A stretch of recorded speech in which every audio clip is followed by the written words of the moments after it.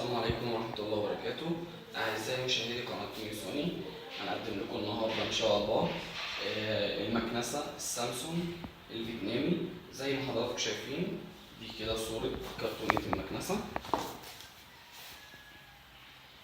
ماركتها سامسونج فيتنامي. ده كده معانا صورة الخرطوم بتاعها، صورة الفرشاة بتاعتها، وده صورة العمودين اللي بيوصلوا في الخرطوم لتطويل الخرطوم. صورة الكتالوج بتاعها.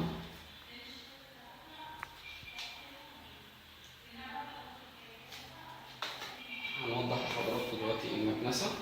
طبعا المكنسة دي 1600 واط، ما شاء الله 1600 واط، بس سرعتها جميلة جدا، الشفط بتاعها عالي جدا. طبعا هي شفط وطرد، فيها بلاور، ده مكان البلاور زي ما حضراتكم شايفين، بحيث لو حبينا نشغل طرد يبقى زي البلاور بالظبط، تطرد هواء ان احنا ننفخ يعني.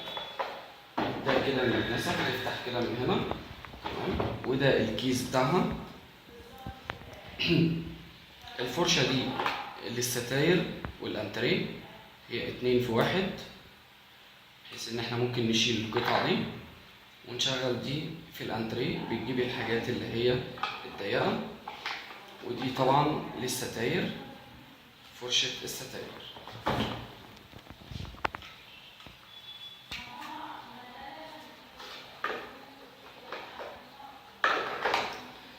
تمام.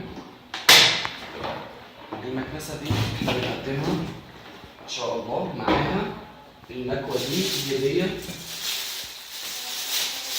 مكوة ناشونال ياباني 6 رطل، دي هدية على المكنسة بمناسبة افتتاح القناة. منزلين مع كل منتج هدية تمام. وسعرها طبعا احنا بنعتمد على ان احنا نكون اسعارنا اقل من بره، لمحاربة غلاء التجار ومحاربة غلاء الاسعار. وان شاء الله يعجبكم سعرنا، بننزلها ب1500 ومعاها المكوة هدية. نتمنى تكون عجبتكم ان شاء الله، نقدم لكم بقية المنتجات. والسلام عليكم ورحمة الله وبركاته.